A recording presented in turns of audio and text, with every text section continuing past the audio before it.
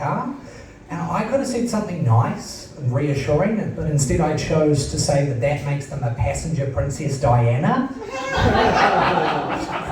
Or please put your hands together for your final act of the first half. One of the funniest people in Wellington, it's Summer Begalka.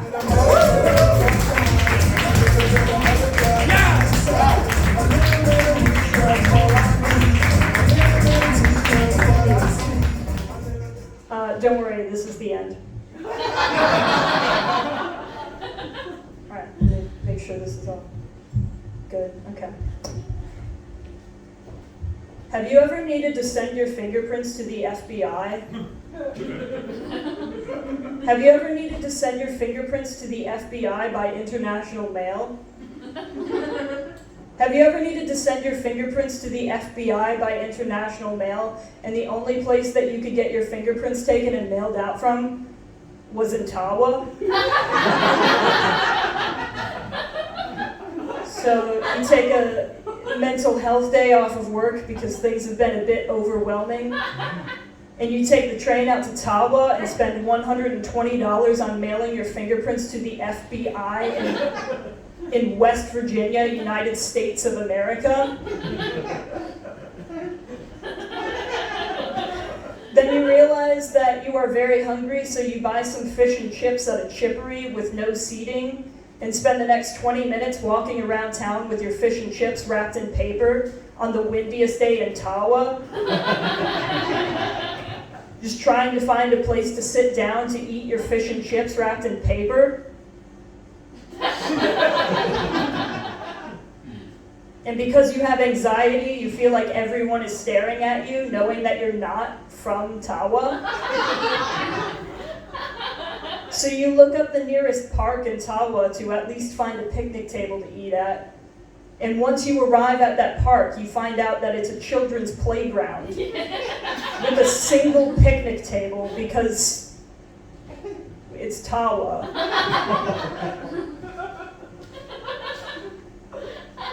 And that single picnic table is occupied by a family that is rather large in more ways than one. So you sit on a bench to try and eat your fish and chips wrapped in paper on the windiest day in Tawa, when all of a sudden 30 children are unleashed from school and bombard the playground, leaving you, a lone adult, without any connection to any of these children, to sit as a stranger eating fish and chips at a playground of children in Tawa. And because you have anxiety, you don't want to look at the kids in case people think you're some sort of pedophile, even though there are far less pedophile women than there are pedophile men. It makes no difference to anxiety.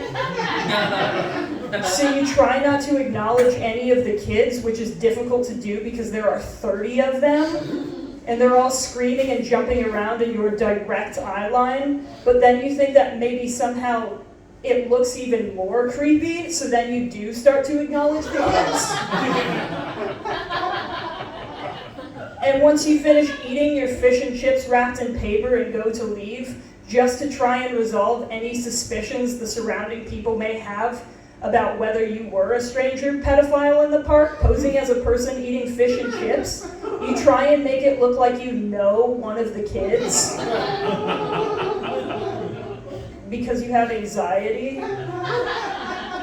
So you look amongst the children and pretend to be talking to one of them, saying something out loud like, "Okay, see you later.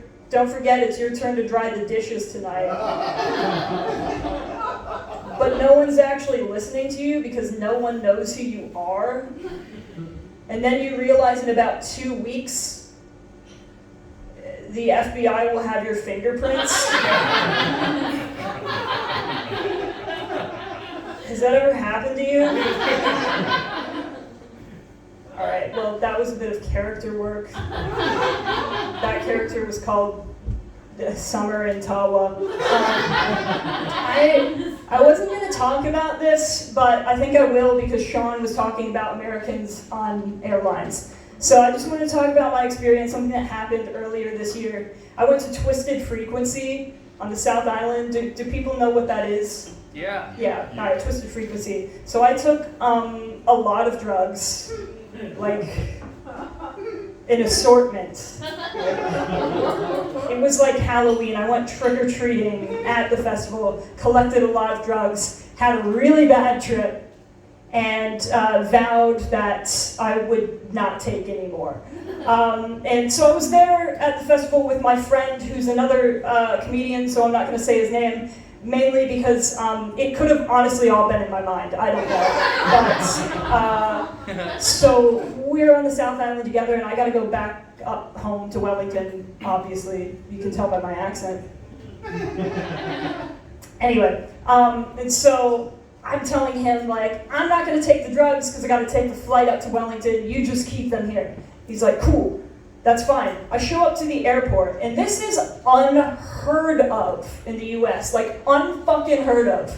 I just walked onto the plane. I got there, I could have taken all of the drugs. I could have taken a fucking bomb, and they would have been like, welcome aboard.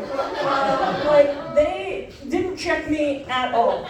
And so I was like, well, fuck, dude, all right, enjoy those drugs, but it's fine because I'm fucked up and I'm not going to take them. Anyway, I was walking around the other day, and I opened up my bag to find a pen and realized that I have been carrying ketamine around with me for 10 months, 9 months.